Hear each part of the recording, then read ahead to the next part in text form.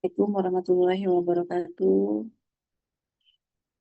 Waalaikumsalam warahmatullahi wabarakatuh, Ibu. Baik, hari ini kita akan belajar mengenai asfiksia neonatorum ya. Mungkin beberapa teman-teman sudah ada yang pernah membaca apa itu dengan asfiksia neonatorum. Asfiksia, apa yang kalian pahami tentang asfiksia? Silakan.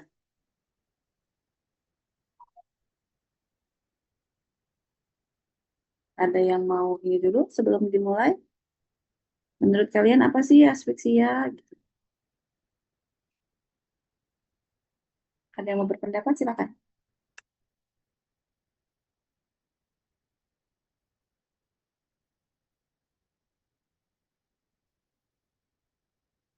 Ada yang mau berpendapat? Izin berpendapat, Ibu. Ya, silakan. Eh, untuk asfiksia neonatus sendiri, ini merupakan kondisi dari kegagalan eh, neonatus atau bayi baru lahir untuk bernafas secara spontan ataupun teratur, Ibu. Oke, kira-kira apa sih salah satu tanda gejala dari asfiksia? Kan kegagalan nafas. Berarti salah satu tandanya adalah Izin Ibu, bayinya nggak langsung nangis. kayak gak langsung nangis ya. Terus mungkin dia ada sesak nafas ya. Ada tarikan dinding dada dan sebagainya ya. Tadi temannya bilang Teh Suci bahwa ada kegagalan dalam bernafas. Oke, kita lihat dulu. Ini adalah latar belakang kita belajar tentang asfiksia ya. Jadi asfiksia di sini adalah betul tadi ya suatu keadaan di mana bayi tidak dapat bernafas secara spontan dan teratur setelah lahir. Ya, hal ini disebabkan oleh hipoksia janin dalam uterus dan hipoksia itu berhubungan dengan faktor-faktor yang timbul dalam kehamilan, persalinan atau segera setelah lahir. Jadi dia mengalami hipoksia, ya, kegagalan dalam bernafas yang mungkin itu faktornya ada tiga. Mungkin terjadi kegagalan itu pada saat kehamilan, pada saat persalinan maupun segera setelah bayi itu lahir, ya. Kemudian ini faktor-faktor tersebut diantaranya ada kalau memang dari janin ya, ada dari ibu ya, dari ada faktor plasenta, ada penyakit waktu ibu hamil seperti hipertensi. Ternyata ibu-ibu dengan eklamsi, preeklamsi berat gitu ya, itu dikhawatirkan berdampak perdarahan pada ibu-ibunya, tapi juga berdampak asfiksia sama bayinya gitu ya. Atau misalkan ibunya mengalami gangguan atau penyakit paru, atau mungkin mengalami gangguan kontraksi uterus. Nah, itu salah satu faktor dari ibu yang menyebabkan bayinya menjadi asfiksia. Ya. Kemudian pada ibu yang kehamilan beresiko tadi ya mungkin preeklamsi, eklamsi gitu yang menyebabkan adanya iskemi pada saluran pernapasan. Kemudian ada faktor plasenta. Faktor plasenta ini salah satunya yang paling tersering itu pada janin dengan solusio plasenta. Pada di mana solusio plasenta itu terlepasnya plasenta terlebih dahulu sehingga pada saat dia berkontraksi kucuran darahnya sangat banyak memasuki rongga rahim yang mungkin salah satu menyebabkan bayinya menjadi asfiksia. Kemudian setelah itu juga faktor janin itu sendiri. Di mana faktor janin? Kalau faktor janin kemungkinan dari tali pusat. Entah tali pusatnya melilit dengan erat pada saat hamil, atau mungkin tali pusat itu keluar, kemudian dia mengikat di lehernya ya. Ada yang tali pusat itu mempelintir di leher, ada yang mempelintir di badannya, gitu tergantung dari panjangnya si tali pusat itu sendiri. Atau faktor persalinan.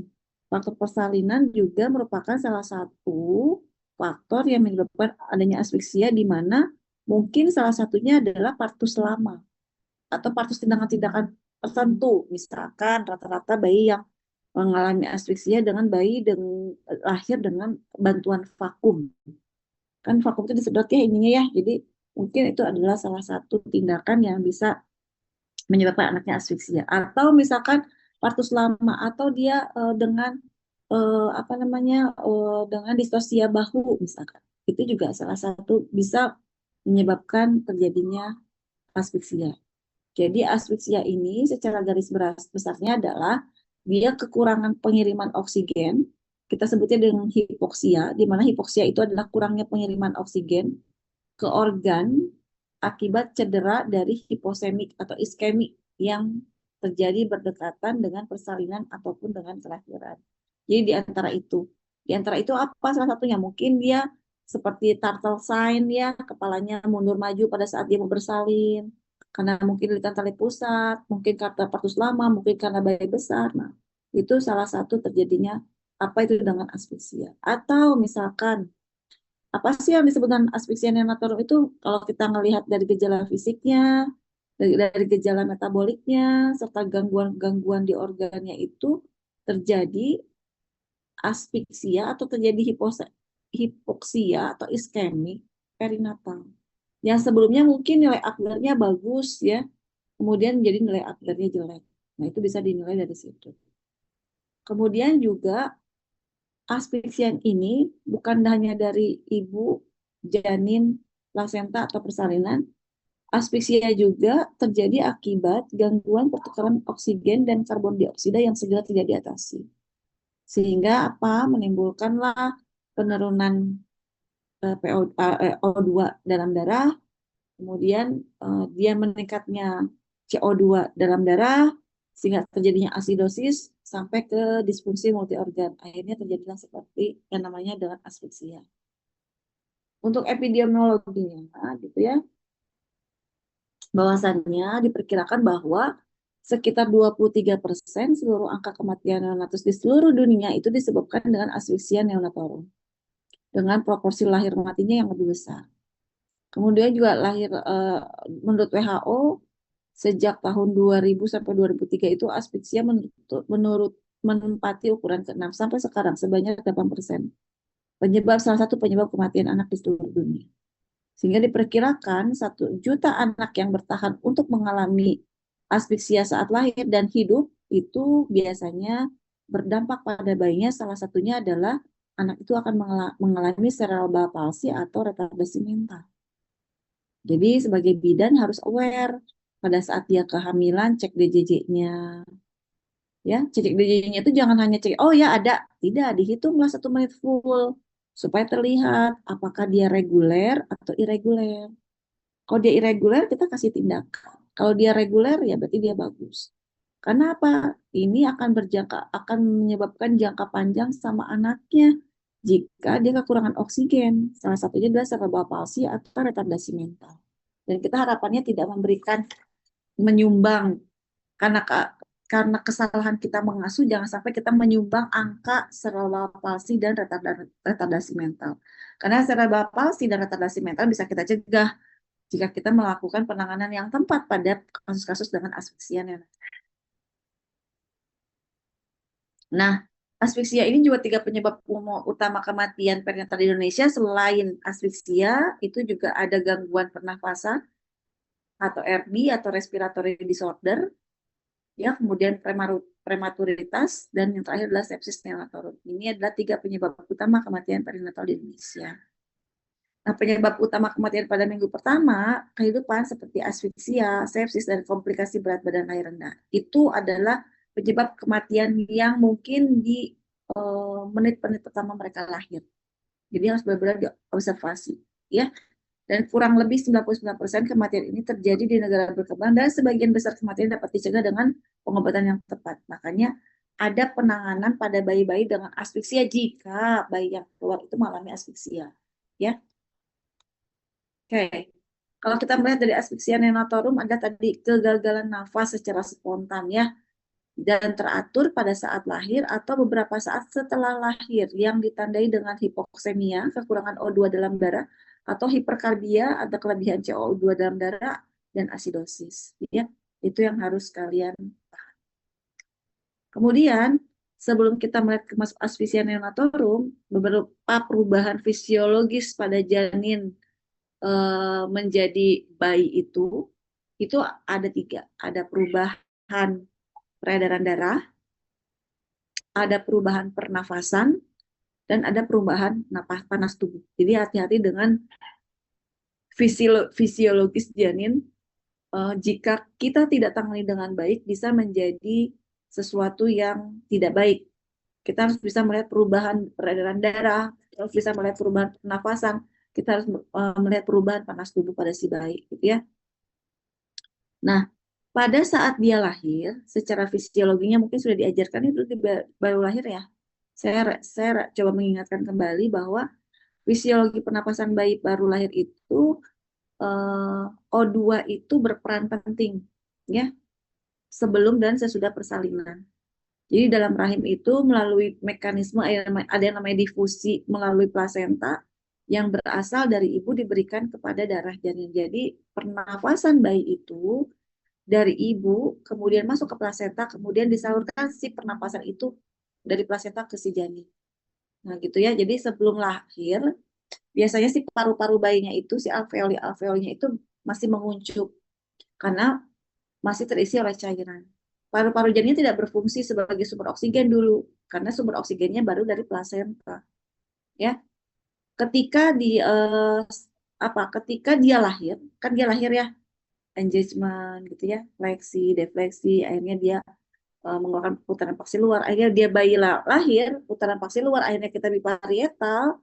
Setelah lahir baru dia akan paru-parunya akan mulai terisi dengan oksigen dengan segeranya. Dan pembuluh darah pada paru-paru juga harus berelaksasi untuk memberikan perfusi pada alveoli-alveoli untuk menyerap oksigen yang diedarkan ke seluruh tubuh. Apalagi kalau misalkan pada saat dia akan keluar, kan dia langsung nangis ya, nah itu dia mulai yang tadinya dalam rahim dia menguncup, pada saat dia lahir, dia mulai membuka si paru-paru. Sehingga setelah lahir itulah paru-paru oksigen mulai mengisi paru-paru gitu ya. Kemudian pembuluh darahnya berelaksasi, tidak menguncup tapi berelaksasi untuk memberikan perfusi oksigen pada alveoli untuk menyerap oksigen. Diedarkan ke seluruh tubuh. Kemudian dia akan dijepit-jepit potong, akhirnya dia terputus hubungan dia dengan ibunya. Terputus hubungan si bayi dengan plasentanya. Sehingga dia harus bisa belajar sendiri untuk bernafas gitu ya. Itu secara fisiologi mungkin sudah diajarkan lah waktu di bayi balita ya kemarin. Jadi tarikan nafas pertama bayi itu pada saat paru-parunya mengembang. Kan dia keluar, putaran pasti luar, langsung set, efleksi, kemudian putaran pasti luar, akhirnya biparietal, langsung dia tarikan nafas pertamanya, langsung paru-paru mengembang, dia menangis. Itu kan, sehingga O2 dalam alveolinya mulai meningkat. Ya, pada saat dia paru-paru mengembang, apa yang terjadi? Adanya resistensi pembuluh darah pada paru-paru menurun. Aliran darah paru-parunya apa? Meningkat. Kemudian apalagi? Darah dari arteri pulmonalisnya mengalir ke paru-paru. Kemudian darah dari pembawa O2 mengalir ke jantung, ke vena pulmonalis. Itu semua setelah paru-parunya mengembang. Ya, sehingga tekanan pada atrium kiri itu biasanya lebih kuat daripada atrium kanan. Kenapa? Karena si jantung ada di sebelah kiri ya, kiri bawah di ICS berapa? 5 dan 6, sejajar dengan puting susu ya. Nah, akibat tali pusat itu dipotong, aliran darah dari plasentanya langsung terhenti. Kemudian ductus venosusnya dengan otomatis itu akan menutup. Nah, pada saat itulah ada reaksi bayi pada masa transisi, di mana biasanya BBL itu menghirup udara ke dalam paru-parunya, mengakibatkan cairan paru-parunya keluar dari alveoli ke jaringan interstitial seluruh tubuh, ya, ke jaringan interstitial di paru-paru sehingga oksigen dapat dihantarkan ke arteri pulmonal yang menyebabkan arteriol berelaksasi. Makanya tadi Suci bilang, ada kegagalan nafas. Kalau ada kegagalan nafas berarti dia tidak menerima oksigen. Paru-parunya tidak mengembang. Ya, tadi karena apa? Tadi mungkin salah satunya karena bisa karena faktor ibu, bisa faktor janin, atau bisa faktor pesaing itu sendiri. Bisa mungkin plasenta, air ketuban yang terhisap, mungkin adanya lilitan tali pusat, gitu ya, sehingga paru-parunya tidak bisa mengembang karena adanya faktor-faktor yang menghambat dari pernapasan tersebut ya. Nah, jika keadaan tadi terganggu, ya, sehingga eh, arteri pulmonal dalam paru-parunya itu tidak akan berkontraksi dan pembuluh darah arterinya juga tidak mendapatkan oksigen sehingga yang terjadi adalah bayinya mengalami gagal nafas atau asfiksia. Ya. Nah, masalahnya apa yang akan kita temui kalau dia asfiksia? Masalah yang utama yang sering kita ketahui itu satu, pada saat dia lahir, bayi nggak mampu untuk bernafas spontan. Itu aja. Oh, kalau dia bernafas tidak spontan, kemungkinan dia dengan asfiksia. Kemudian adanya hipoksia atau anemia. Hipoksia itu kekurangan oksigen ya. Kemudian terjadi anemia sehingga jantung itu nggak mampu memompa. Atau misalkan ada jaringan paru-paru yang nggak mampu mengembang. Akibatnya pembuluh darahnya mencut. Padahal dia sudah menguncup di dalam rahim.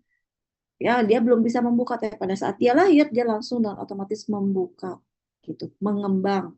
Tapi ada juga beberapa kendala si jaringan parunya nggak mampu mengembang. Itu masalah, tiga masalah yang menyebabkan si bayinya itu asfiksia. Bayi nggak mampu bernafas spontan, terjadinya hipoksia sehingga jantung nggak mampu memompa, kemudian jaringan parunya nggak mampu untuk mengembang, ya sehingga pembuluh darahnya menciut. Dampaknya apa? Kalau seperti itu tiga masalah tadi ya, kalau bayinya nggak mampu napas spontan, hipoksia, paru-paru nggak mengembang ya, salah satu dampaknya terlihatnya apa bayinya kira-kira? Kira-kira terlihat apa? Kira-kira bayinya nggak napas spontan, jantungnya nggak mompa, pembuluh darahnya menciut nggak mengembang. Kira-kira tanda gejala yang pertama kita lihat apa? Izin ibu kebiruan. Ya, bayinya sianosis. Ya, akibat apa dia sianosis? Karena hipoksia. Gitu ya. Selain sianosis kita lihat langsung cek pakai ini, pakai stetoskop. Bradikardi dia. Karena apa? Oksigennya dia nggak berjalan dengan lancar sehingga apa? Bradikardi dan denyut jantungnya menurun ya. Karena apa akibatnya? Karena kekurangan oksigen pada jantung dan otot-ototnya. Atau misalkan kalau bayi baru lahir jarang lah ya ada tensi ya, karena darah yang menurun. Atau tonus otot yang lemah. Kenapa? Kok bisa lemah ya? Ototnya kok nggak bisa bergerak ya bayinya? Karena kekurangan oksigen bukan pada darahnya, pada otaknya. Gitu ya. Karena dia hipoksia pada otak, sehingga dia akan menyuplai ke ototnya juga berkurang. Sehingga otot itu menjadi lemah. Ya, jadi itu dampaknya pada bayi jika bayi itu mengalami asfiksia, bisa sianosis, bisa bradikardi, gitu ya, bisa juga dia jadinya tekanan darahnya turun karena apa aliran darah ke jantungnya kurang, aliran darah ke plasentanya kurang, atau tonus otot yang lemah, ya itu juga bisa. Jadi hal-hal itulah yang memang mengakibatkan terjadinya asfiksia sesuai dengan definisi ini ya, bahwa kegagalan nafas secara spontan dan teratur pada saat lahir atau beberapa saat setelah lahir yang ditandai dengan hipoksemia, hiperkarbia, dan asidosis. Nah, ini asfiksia neonatorum kita lihat apanya? Satu yang pertama kita lihat ada nilai Apgarnya. Ya, nilai Apgarnya A-nya itu apa ya? Ada yang tahu A-nya apa? Ada yang pernah baca? Nilai Apgar A-nya apa? Izin ibu, warna kulit. Warna kulit. Atau kita sebut dengan apa? A, teh. Appearance ibu. Ya, kita lihat warna appearance-nya, warna kulitnya. W-nya apa? Izin ibu pulse. Pulse atau denyut jantung. Terus G-nya apa? Izin ibu grimace. Grimace itu adalah respon dari refleks. Ya. Kemudian A-nya Izin ibu activity. activity. Activity di sini adalah tonus otot ya, bukan dia beraktivitas. Namanya juga bayi baru lahir, tapi dia bisa nggak bertanya tonus ototnya seperti apa. Yang terakhir adalah respiration atau pernafasan untuk menilai usaha bernapas. Ini kita lihat berapa yang kita lihat pada menit kelima, ya 1 sampai 5 kita lihat nilai Apgar-nya berapa, ya nilai Apgar 0 sampai 3 pada menit kelima kita lihat seperti apa. Kemudian kita lihat juga asidosis metaboliknya. Biasanya kita pengambilan darah di arteri umbilikalis kalau dia kurang dari 7. Kemudian ada manifestasi neurologik di mana dia hipotoni, jadi ngaplek gitu ya. Hipotoni itu kekurangan kekuatan otot, jadi kepalanya ngaplek, tangannya ngaplek gitu ya. Atau mungkin juga ada kejang, atau dianya tidak sadar atau koma gitu ya, itu juga bisa terjadi. Kemudian adanya gangguan sistem multi organ. Ada gangguan kardiovaskuler, gastrointestinal, hematologi, sistem renal dan sebagainya. Ini adalah beberapa yang terjadi pada asfiksia neonatal. Ini ya tadi saya sudah bahas bahwa penyebabnya dari asfiksia itu ada 3, ada faktor ibu, faktor tali pusat, dan faktor bayi. Ya, faktor ibu itu dia mengalami preeklamsi, dan eklamsi itu kasus yang terbanyak yang menyebabkan karena dia ada gangguan di pembuluh darah, kemudian gangguan pembuluh darah itu meredius dari plasenta, dan plasenta itu akan meredius ke si bayi, sehingga biasanya akan berdampak asfiksia pada bayi baru lahir. Kemudian ada perdarahan abnormal seperti plasenta previa atau solusio plasenta, di mana kalau plasenta previa itu dia menutupi jalan lahir, kalau solusio plasenta itu dia terlepas terlebih dahulu si plasentanya. Kemudian ada partus lama ini bisa saja karena dianya kehabisan tenaga, ya, atau misalkan dia bayi besar, itu bisa menyebabkan partus lama. Ataupun dengan lilitan tali pusat, sehingga dia ada tanda yang salah satunya adalah turtle sign, ya, mundur maju. Atau demam selama persalinan, dan jika dia kehamilan lebih dari 42 minggu, kita udah hati-hati. Aduh, takutnya bayinya asfiksia. Kenapa? Pada saat lebih dari 42 minggu tuh plasenta sudah tidak bagus. Ya, plasenta tuh biasanya sudah berwarna putih, sudah ada bercak-bercak putih. Nah, gitu ya. Sehingga kerja di plasenta itu sudah tidak maksimal. Penyerapan dari ibu ke bayinya juga udah nggak maksimal lewat plasentanya. Itu faktor ibu. Kemudian ada faktor tali pusat. Ini ada lilitan tali pusat. Tadi lilitan tali pusat itu bisa di tangan, bisa di leher, bisa di badan, ya. Tali pusat pendek. Nah, ini tentunya udah malilitan tali pusat, misalkan tali pusatnya juga pendek, itu juga salah satu faktornya. Kemudian simpul tali pusat kadang-kadang dia memilin sendiri jika tali pusat itu terlalu panjang, sehingga dia memilin. Jadilah buat dia simpul, karena gerakan tangan, gerakan badan, memutar, dan sebagainya, dia memilin sendiri dari si tali pusatnya. Akhirnya dia menjadi seperti membuat simpul. Atau prolapsus tali pusat, ya. Kan pada saat kita periksa dalam, kita periksa apakah ada yang bagian yang menumbung atau tidak. Nah, prolapsus tali pusat itu. Jadi tali pusatnya keluar lebih dahulu daripada badan bayi. Itu adalah faktor-faktor dari tali pusat yang menyebabkan bayinya bisa asfiksia. Udah warning nih, waduh, kalau kita ada prolapsus tali pusat, kita tekan, kita kakinya dikeataskan, siap-siap tuh meja datar, meja resusitasi udah disiapin. Karena mungkin bayinya akan sesak nafas, gitu ya. Terus, aduh, ini persalinannya lama, terus udah dimimpin mengedam 30 menit nggak lahir, kayaknya bayinya besar. Terus dia ada tanda-tanda turtle sign, maju mundur kepalanya, gitu ya. Nah, mungkin dia tali pusatnya pendek, atau mungkin lilitan tali pusat sudah ngeh kitanya, aduh, takutnya dia asfiksia. Langsung siapin meja resusitasi, gitu ya. Kemudian dari yang terakhir adalah faktor bayi. Faktor bayi ini biasanya terjadi bayi-bayi yang prematur kurang dari 37 minggu yang menyebabkan asfiksia.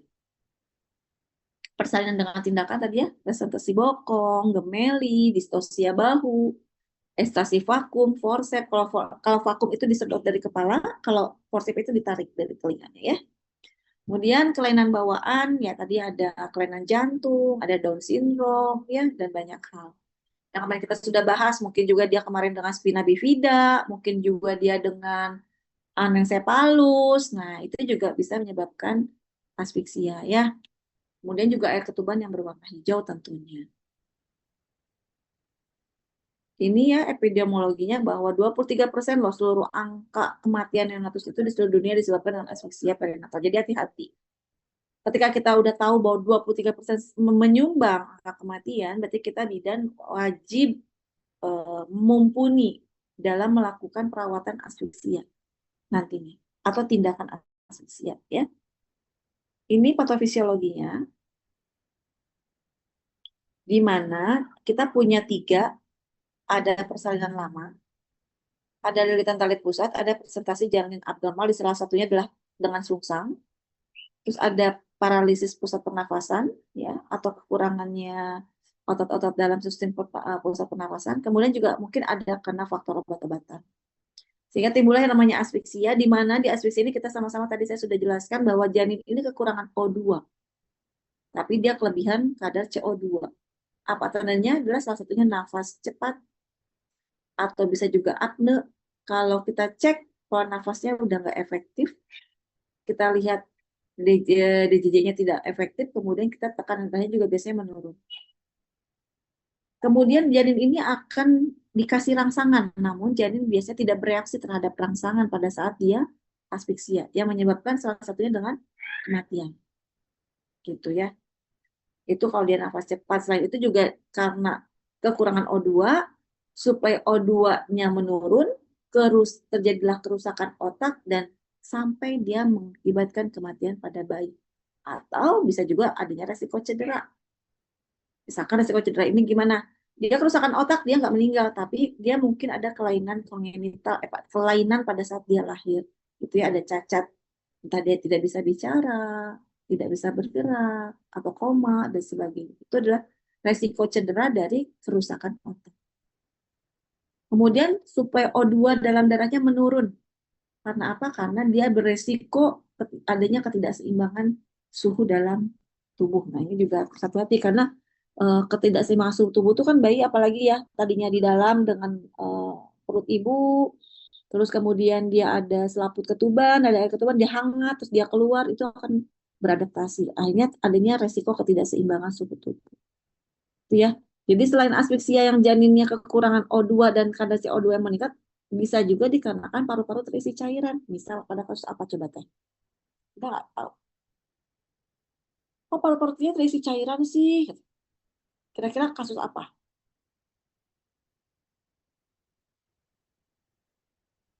Pernah dengar nggak? Kemarin harusnya bisa dengar ya waktu di persalinan gitu.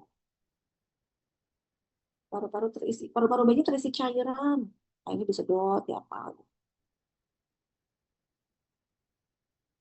Ada yang tahu karena apa? Kejadian apa? Di sini Bu, prematur karena Hemat surfakannya belum matang. matang. Karena paru-paru terisi cairan karena prematur, paru-parunya belum matang. Oke, apalagi kira-kira kasusnya paru-parunya terisi cairan. Ada yang pernah baca?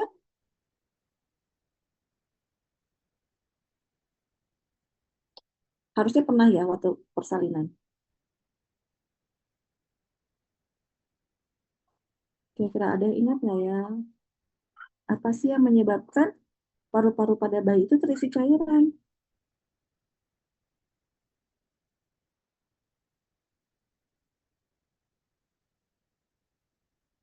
Hmm? Ada yang tahu? Nggak tahu. Jadi namanya emboli air ketuban. Ingat kalau kita memecahkan ketuban pada saat apa? Kita lakukan amniotomi pada saat Izin Ibu pembukaan lengkap. lengkap dan kita melakukan amniotomi pada saat berujian kemarin. Ayo, amniotomi dilakukan pada saat masa nggak ada yang tahu. Syaratnya amniotomi satu pembukaan lengkap terus.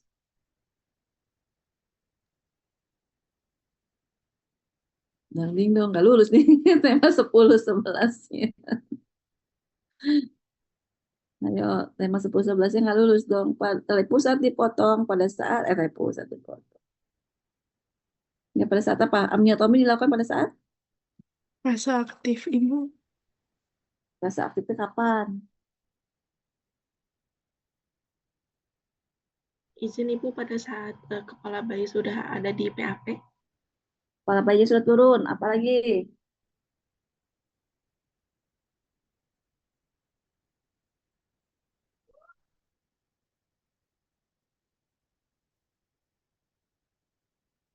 Masa nggak ada yang tahu deh nggak lulus nih tema 10-11-nya. Amniotomi, syarat amniotomi dilakukan pada saat tidak berada dalam posisi apa? Kontraksi. Emang boleh tuh pada saat kontraksi kita pecahin ketuban? Nggak boleh. Ya. Nanti gimana kalau ternyata dia pecah langsung masuk ke paru-paru karena pada saat dia kenceng ke perutnya, pecahin ketuban langsung dia akan keluar. Tapi kalau kita melakukan amniotomi pada saat dia tidak dalam keadaan his, dia nggak lagi keras. Jadi pada saat dia kita pecahkan tidak akan nyembur gitu. Ya. Salah satunya mungkin kalau kita memecahkan ketubannya pada saat his, dia akan tersembur dan akan tertelan oleh bayinya. Ya, apa yang harus kita lakukan kalau perut-perutnya terisi cairan? Kita bersihkan jalan nafasnya, ya. Bersihkan jalan nafasnya dengan alatnya, namanya Dili. Nah, nanti kalian lakukan bersihkan jalan nafas. Kemudian, kalau paru-paru terisi cairan itu akan menyebabkan gangguan metabolisme dan perubahan asam basa. Sehingga apa yang terjadi? Terjadilah yang namanya asistosis respiratori atau gangguan perfusi ventilasi. Sehingga terjadilah kerusakan pertukaran gas. Seperti itu tadi bayinya bisa menyebabkan sesak nafas. Oke, kemudian selanjutnya adalah ini manifestasi klinisnya. Apa yang bisa kita pantau? Pak, kita lihat manifestasi klinik pada saat bayi asfiksia. DJJ-nya ternyata lebih dari 100 kali per menit atau kurang dari 100 kali per menit. Nah, itu manifestasi klinis kalau kita sebut dengan asfiksia. Jangan lebih dari 100 per menit ataupun kurang dari 100. Kemudian ada sianosis. Sianosis karena kekurangan oksigen dalam darah. Kemudian ada frekuensi DJJ yang menurun gitu ya. Karena apa tadi? Karena oksigen dan otot-otot jantung atau sel-sel otak. Kemudian ada pernapasan yang cepat karena kegagalan absorpsi cairan paru-paru atau nafas tidak teratur sehingga terjadilah megap-megap gitu ya.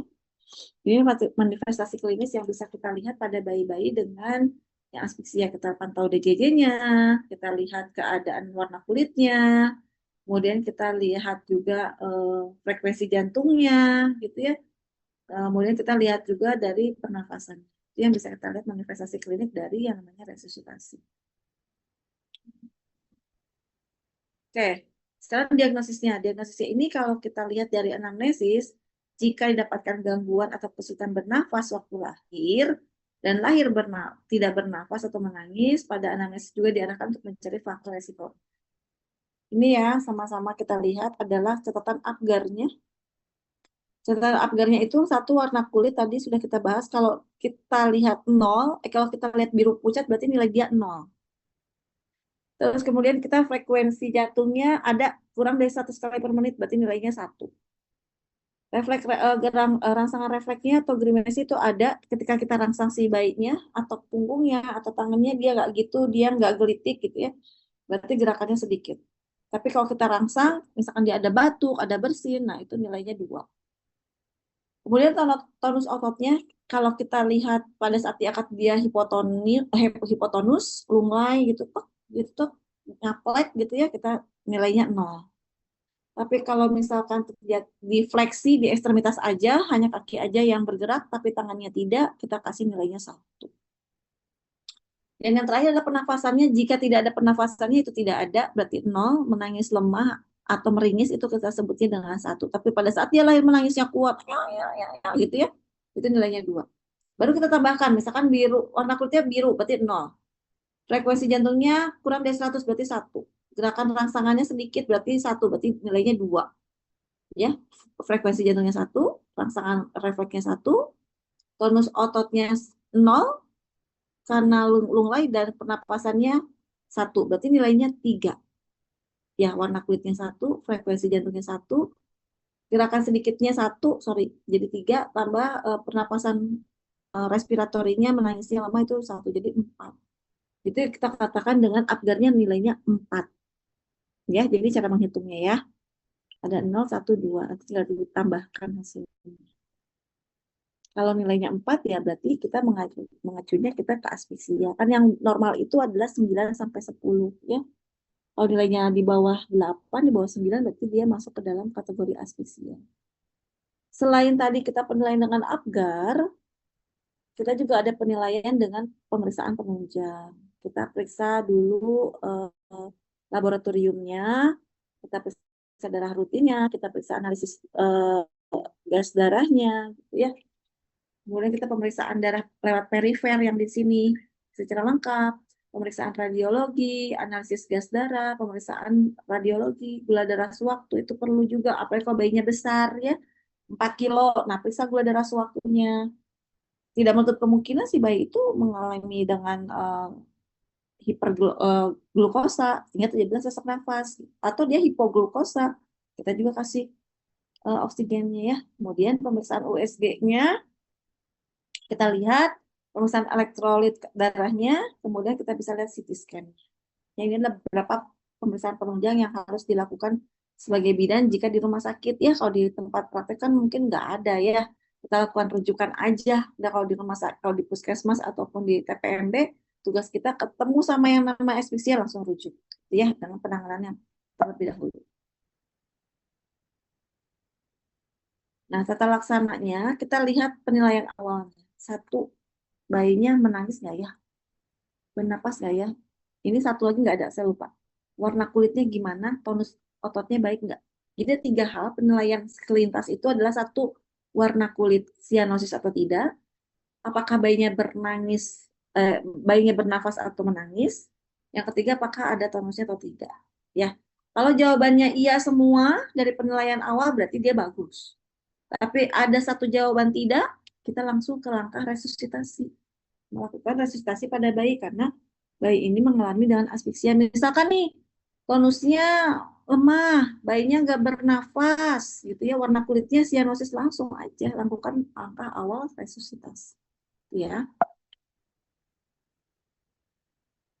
Nah, jika tadi perawat, kalau ternyata di sini ternyata bila semua jawabannya iya, menangisnya iya, tonus otot baik iya, terus warna kulitnya juga tidak sianosis, berarti kita lakukan perawatan rutin. Apa perawatan rutinnya? Satu, pastikan bayinya tetap hangat.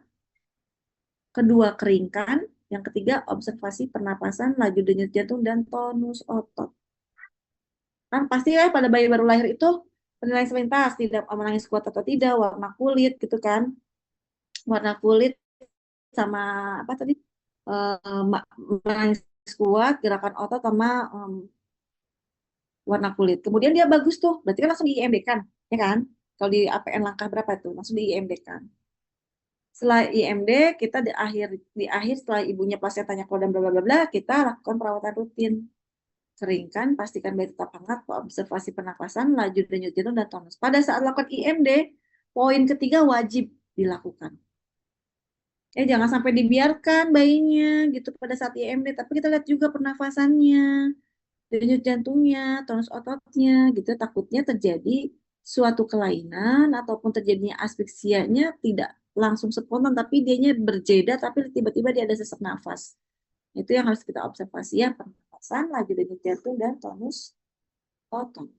Itu perawatan rutin yang wajib kita lakukan sebagai seorang bidan.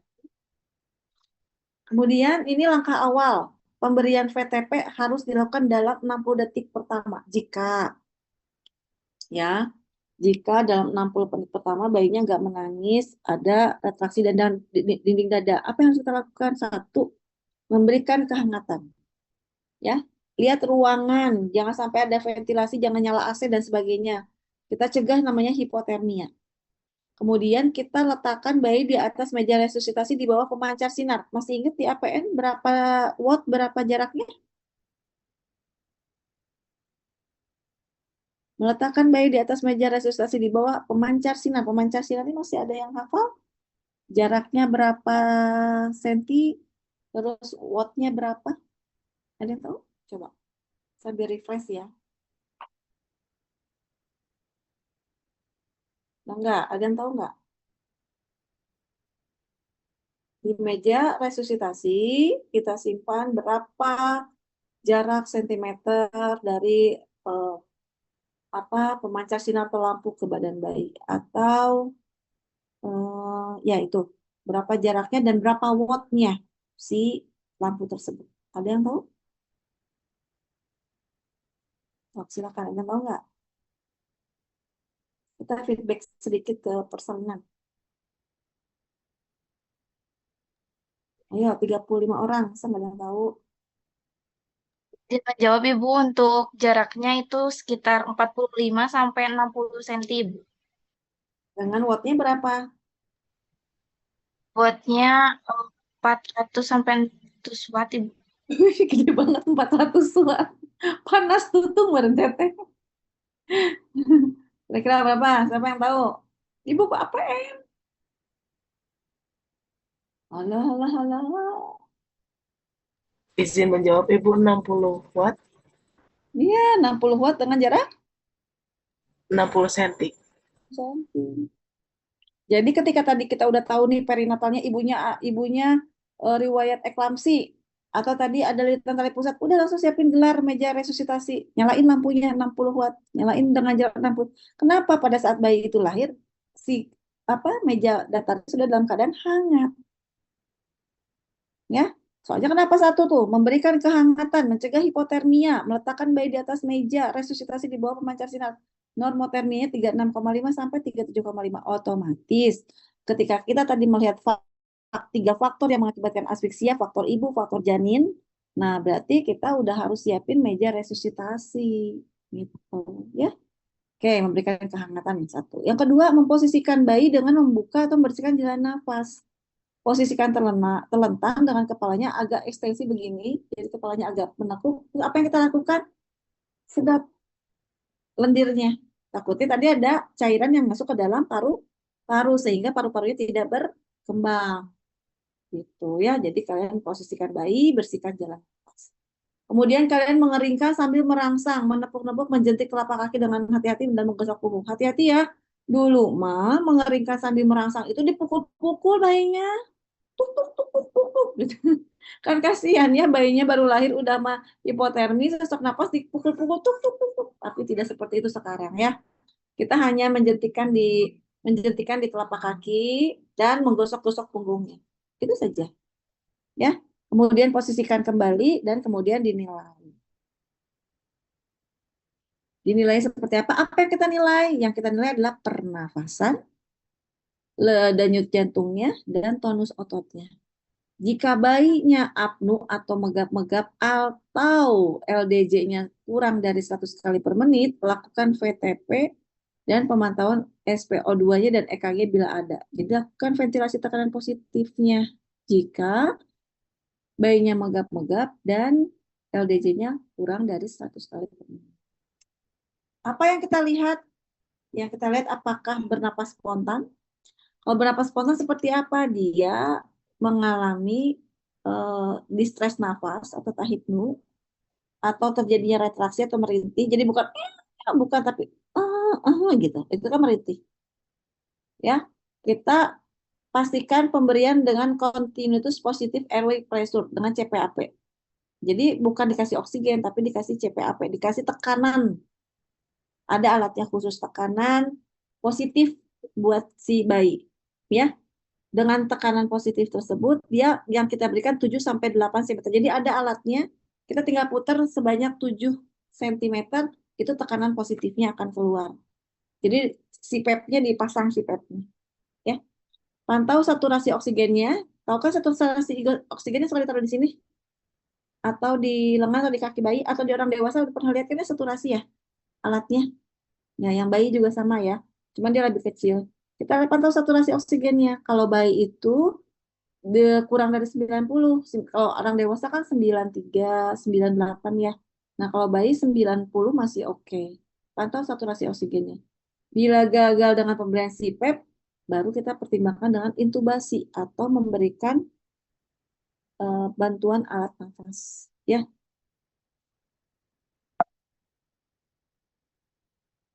Ini yang disebut dengan VTP. Namanya VTP itu adalah ventilasi tekanan positif, di mana ventilasi tekanan positif itu dapat diberikan dengan balon resusitasi dan sungkup atau dengan balon resusitasi dan intubasi endotrakeal. Kemudian indikasinya itu dilakukan VTP pada saat kapan? Jika bayinya menggap-megap dan frekuensi DJJ-nya kurang dari 100 kali per menit. ya, dengan sianosis sentralnya menetap meskipun diberikan oksigen sampai 100. Misal nih, kita kasih OSI-PEP-nya tadi sampai 100%. Taunya denyut jantungnya kurang dari 100. Pas dilihat di kulit-kulitnya, dia masih sianosis. Berarti kita berikan oksigen 100, tidak merubah dari sianosisnya. Baru kita lakukan VTP dengan lihat frekuensinya, ventilasi frekuensinya 40 sampai 60 kali per menit selama 30 detik dengan oksigen, ya. Nah, kalau di atas 100 bagaimana LDJ-nya? Kalau di atas 100 ada nafas spontan, saturasi oksigennya membaik, berarti VTP-nya diharapkan dihentikan, ya. Tapi kalau masih menggap-menggap silakan dilanjutkan. Jadi ini apa namanya? Frekuensi jantung dengan tindakan jika misalkan jantungnya di 60 sampai 100. Nah, kita biasanya pasang pipa orogastrik, ya, lanjutkan dengan VTP. Kalau nggak baik, evaluasi VTP-nya, posisinya, perlekatannya, sungkupnya, ya itu harus dilihat. Gitu. Nah, ini adalah penilaian frekuensi jantung. Bila frekuensi jantungnya lebih dari 100 kali per menit, lakukan perawatan pasca resusitasi. Tapi kalau misalkan frekuensinya jantungnya tetap di bawah 100 kali, berarti kita lakukan ventilasi yang adekuat. Dan bila ventilasi sudah adekuat, tapi frekuensi jantungnya tetap kurang dari 100, maka lakukan intubasi. Jadi dimasukkan alat ke dalam mulutnya untuk memberikan jalan nafas secara buatan, gitu ya. Nah, ini VTP ini kita evaluasinya per 30 menit. Kita melakukan VTP itu 30 menit, kemudian nilai kembali frekuensi jantungnya, kita nilai kembali pernafasannya. Jika frekuensi jantungnya kurang dari 60, lakukan ventilasi positif, dan kompresi dada itu yang dikompres ya, tuh 2, jadi pakai jari, gitu ya, buat baik. Nah, ini kompresi dada itu kompresi yang kita taruh di di dadanya langsung tuk tuk gitu. Kayak kita orang dewasa sama RJP, ya, kompresi dada. Tapi kalau pada anak kecil kita pakai cukup dengan 2 telunjuk aja. Ya, kompresi dada ini dilakukan selama 60 detik. Setiap 2 detiknya dilakukan 3 kali kompresi dada dan 1 kali VTP. Jadi selama 60 detik dilakukan 90 kali kompresi dada dan 30 kali VTP. Itu untuk kompresi dadanya ya. Nah, bagaimana Bu kalau setelah 30 detik melakukan kompresi dada dan ventilasi, kita periksa frekuensi jantungnya. Tapi kalau masih kurang dari 60, lanjutkan kompresinya. Tapi kalau sudah lebih dari 60, kita bisa tindakannya di penekanan dadanya tetap dilanjutkan dengan ventilasi oksigen 100%. Jadi kalau tadi pemberian epinefrin, kalau ini pemberian dengan oksigen. Nah, pada saat kita melakukan ventilasi, kalau dalam waktu 30 menit tidak ada perbaikan, kita lakukan rujukan. Apa nih kita waktu merujuknya? Bila puskesmas tidak mempunyai fasilitas yang lengkap, rujuk bila bayi tidak memberikan respon terhadap tindakan resusitasi selama 2-3 menit. Jadi kalau misalkan 2-3 menit dia tidak bereaksi, ya kita lakukan rujukan saja. Dan bila puskesmasnya mempunyai fasilitas yang lengkap, ya rujuk bila tidak dilakukan resusitasi secara lengkap atau bayinya nggak merespon. Itu lakukan aja rujukannya. Atau oleh karena satu dan yang lain hal bayi dapat dirujuk, lakukan tindakan paling optimal dan berikan dukungan eposen. Jadi pada saat kita merujuk itu kita sudah memberikan perawatan dasar dulu. Jangan sampai kita tidak memberikan perawatan dasar sama sekali baru kita rujuk, ya. Kalau misalkan kita terlalu lama juga lebih dari 10 menit ya kita nggak bisa ngerujuk, ya. Jadi intinya pada saat kita menjadi seorang bidan diperlukanlah kecekatan, ketepatan, dan kecepatan. Karena kalau kitanya jalan aja pleye, waduh, kalau ada yang bersalin keburu brojol. Kalau ada tindakan yang gawat darurat gini keburu meninggal pasien. Jadi kita harus benar-benar berlari ya. Kalau di depan pasien nggak boleh berlari sih sebetulnya ya. Karena kode etiknya kita tidak boleh menakut-nakuti pasien. Kita jalan cepat, misalkan bagaimanapun kita harus punya tanggung jawab dengan apa yang harus kita lakukan ya terhadap profesi kita. Kita harus mempunyai respon yang cepat lah untuk tindakan resusitasi ya. Ini obat-obatannya yang perlu disiapkan. Jadi ada yang namanya epinefrin. Ya, epinefrin itu 1 mili cairannya 1 berbanding 10.000 melalui intravena. Nah, biasanya bayi sudah dipasang dengan infusan. Jadi kita memberikan secara IV 0,1 sampai 0,3 mili per kilogram berat badan. Atau melalui ETT. ETT itu ya tadi endotracheal tuh jangan dimasukin ke sini ke mulut yang panjang, suka mungkin ada yang pernah lihat nggak ETT? Jadi alatnya panjang, lah pernapasan terus masukin ke mulut. Nanti itu bisa di pemberian epinefrinnya melalui ETT.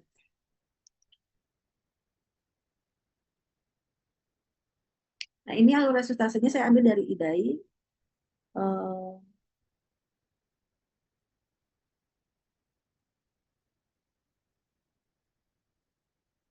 Saya ambil dari IDAI. Kita menilai itu tuh ukurannya bukan menit, tapi kita ukurannya detik. Ketika kita menilai 60 detik, berarti selama 1 menit. Ya, apa yang kita nilai terlebih dahulu adalah bernapas atau tidak, tonus baiknya atau tidak, tonusnya baik atau tidak. Oh, ternyata bernafasnya ini dan tonus ototnya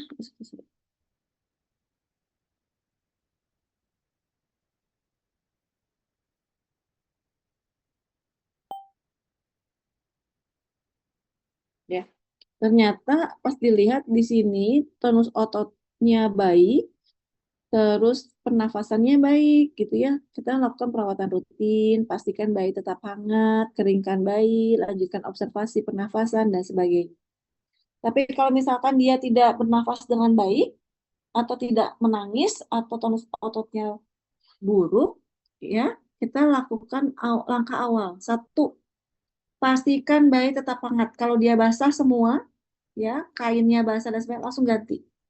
Pastikan bayi tetap hangat. Atur posisi dan bersihkan jalan nafas bila diperlukan. Atur posisi bagaimana? Bayinya sedikit tengadah, langsung kita bersihkan dengan dili. Kemudian keringkan dan stimulasi posisikan kembali. Stimulasi di sini adalah merangsang taktil. Jadi si punggungnya gosok-gosok. Ya, keringkan, punggungnya gosok-gosok, kakinya gosok-gosok, bisa sentil-sentil dikit. Itu adalah menstimulasi dia supaya untuk bisa bernafas. Kemudian posisikan kembali yang tadinya fleksi, akhirnya tidak diposisikan secara normal ya. Kemudian kita observasi tuh usaha nafas dengan LJJ. Jika tidak bernafas atau megap-megap atau DJJ-nya kurang dari 100 kali per menit, kita lakukan ventilasi tekanan positif. Ya, lakukan ventilasi tekanan positif, pemantauan kita pantau apanya, saturasinya, kemudian kalau ada EKG kita pantau EKG-nya. Tapi kalau misalnya sudah dikasih ventilasi tekanan positif, masih LDJ-nya masih kurang dari 100, nah baru berarti pengembangan dadanya kurang adekuat. Sehingga harus dilakukan intubasi gitu ya pada si bayi tersebut. Dengan kekuatan ventilasi tekanan positifnya, oksigennya 100%, dikompresi ini itu adalah 3 kompresi tiap napas. 1, 2, 3 tiup. 1, 2, 3 tiup. Gitu ya. Tapi kalau di LDJ-nya masih kurang dari 60 menit, apa yang harus kita lakukan? Mempertimbangkan pemberian obat dan cairan intravena dan pikirkan untuk pneumotorak atau PCU kita rujuk ya. Nah, kalau tadi tidak ada tanda-tanda seperti tadi, berarti dia perawatan rutin dengan ibu ya. Pastikan bayi tetap hangat, keringkan bayi, lanjutkan observasi, pernapasan dan sebagainya ya. Kemudian jika bayinya dengan berat kurang dari 1.500, bayi langsung dibungkus plastik bening tanpa kering terlebih dahulu, kecuali wajah, kemudian dipasang topi, bayi tetap hangat, distimulasi walaupun dibungkus dengan plastik. Jadi bayi itu dijaga kehangatannya itu dengan bungkusan plastik bening kalau memang dia dengan prematur. Ya. Tapi kalau misalkan dia Bu bisa bernafas spontan, tapi dia ada sianosis di sentral, di tangan-tangannya membiru, mulutnya membiru, tapi dia LDJJ-nya normal. Apa yang harus kita lakukan? Kita berikanlah pertimbangan dengan suplementasi oksigen, berikan oksigen ya, gitu. Jadi kalau misalkan target-target SPO-nya atau oksigen dalam darahnya itu bisa kita lihat kalau saat bayi yang baru lahir itu di 60-70%. Terus kalau di 10 menit 85 sampai 90. Jadi jika kalian saturasi masih di bawah 85 itu segera panggil dokternya ya. Kalau di rumah sakit. karena itu sudah keluar dari batas normal. Nah, kapan sih Bu kita harus hentikan resusitasinya? Kita akan hentikan resusitasinya jika resusitasi tidak berhasil, jika bayinya nggak bernafas spontan atau tidak terdengar dengan terdengar denyut jantung. Ya, itu juga bisa menyebabkan kita harus dilakukan hentikan resusitasi. Ya.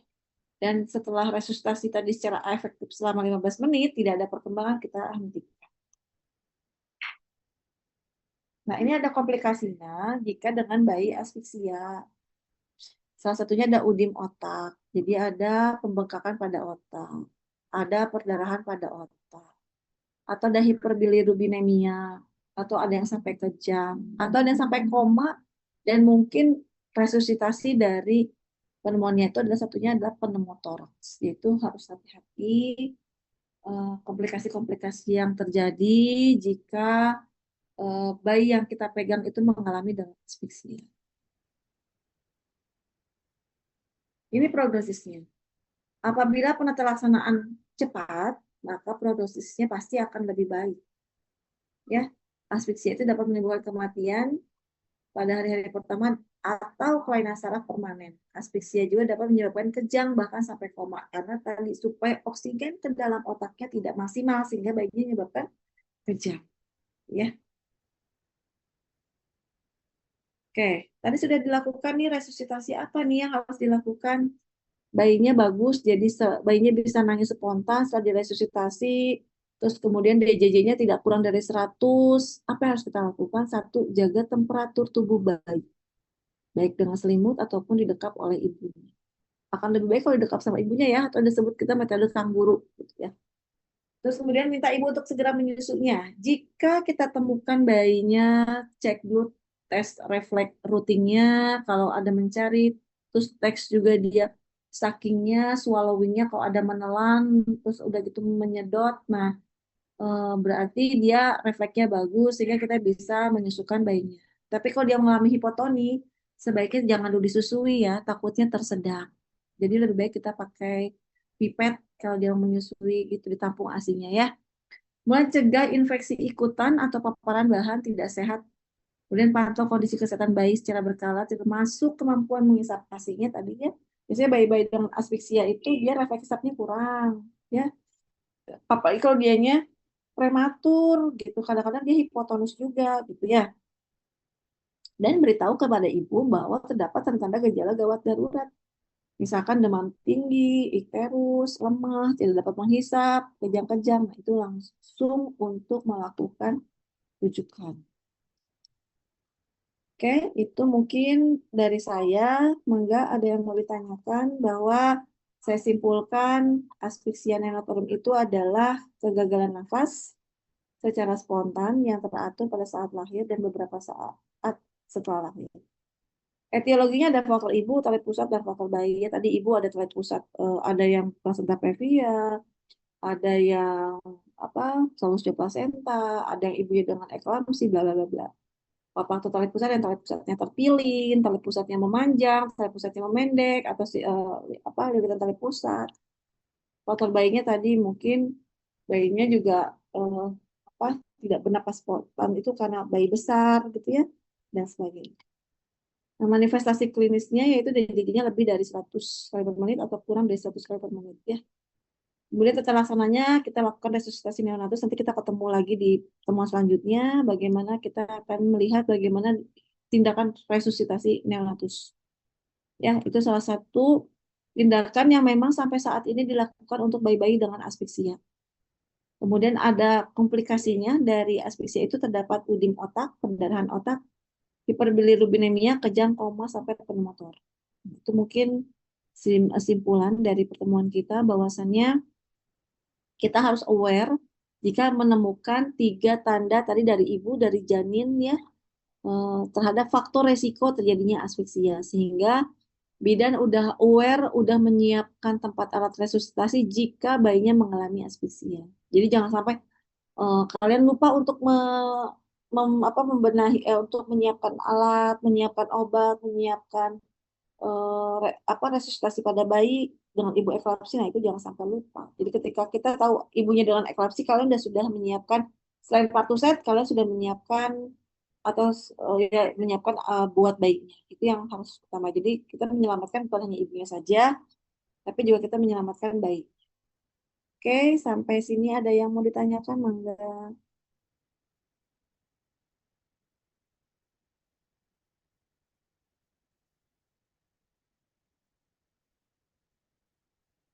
Ya, Mangga, ada yang mau tanyakan? Cukup jelas toh? Atau kecepatan?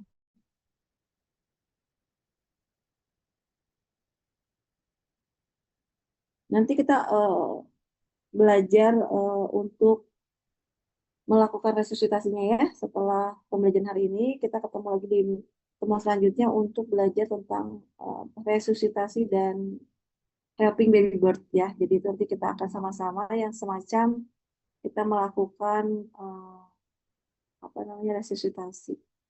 Nah, sebentar ya, saya coba pilihkan sebentar seperti apa gambarnya dari resusitasi sambil menunggu kalau jika ada yang bertanya ya.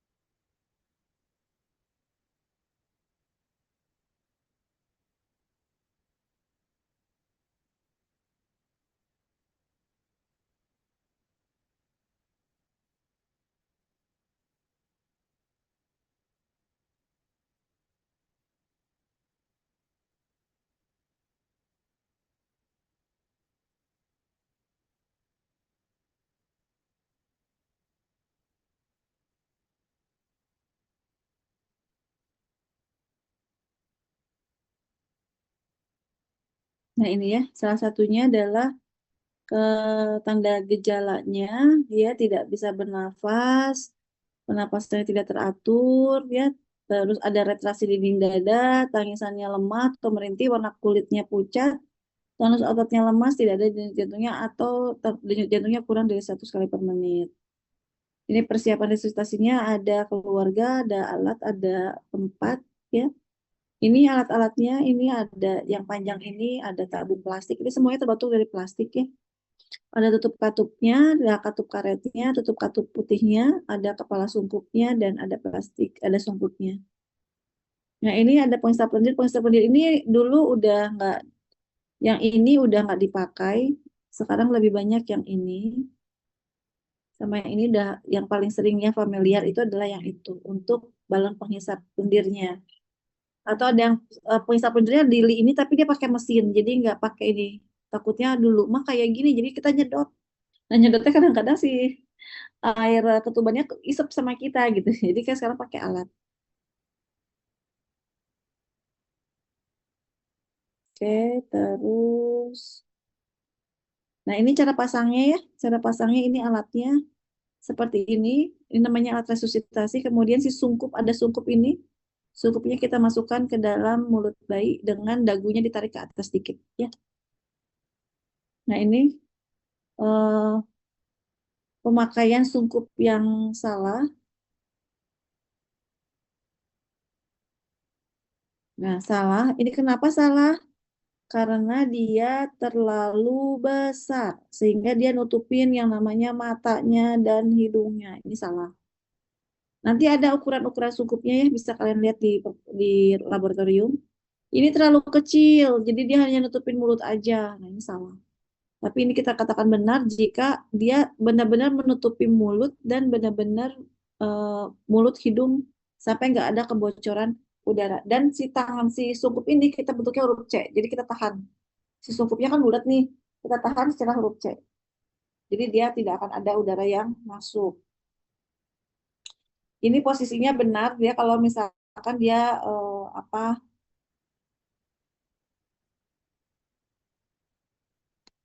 ya, dia posisi ini terlalu menengadah jadi terlalu overextend yang ini.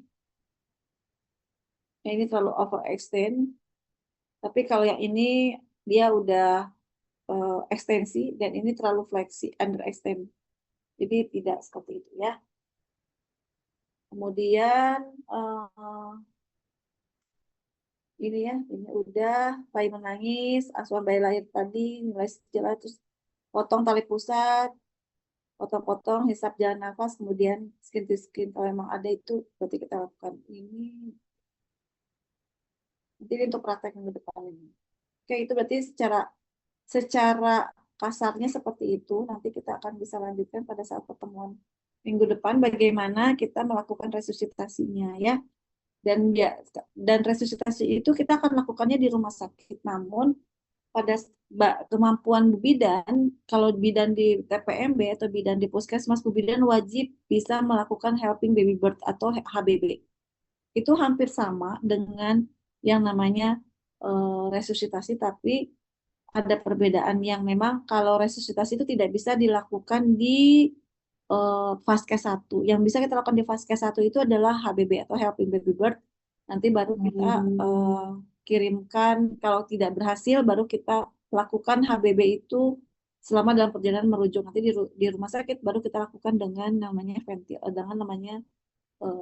tadi VTV atau ventilasi tekanan positif atau resusitasi pada bayi ya. Oke, sampai sini ada yang bertanyakan? Cukup jelas? Oke, kalau sudah cukup jelas semuanya mengangguk, benar ya. Nanti pada saat evaluasi saya mau nilai kalian 80 atau 90, tidak ada nilainya B atau C. Nanti soal-soalnya tidak akan jauh dengan dari PPT atau yang tadi saya sudah jelaskan mengenai asfiksia. Karena asfiksia ini adalah penyumbang kematian pertama di Indonesia pada bayi baru lahir. Sehingga Bu Bidan wajib hukumnya bukan sunnah ya. Wajib tahu bagaimana tanda-tanda asfiksia, wajib tahu apa yang harus dilakukan pada pasien dengan asfiksia, dan wajib bisa melakukan HBB atau juga bisa melakukan resusitasi jantung paru pada bayi baru lahir ya. Oke, hari ini masuk semua teteh-teteh? Di sini Bu masuk semua. Semua, nanti silahkan absensi dan presensi kita tutupkan. Mungkin kalau tidak ada yang bertanya, sekian dan terima kasih. Assalamualaikum warahmatullahi wabarakatuh.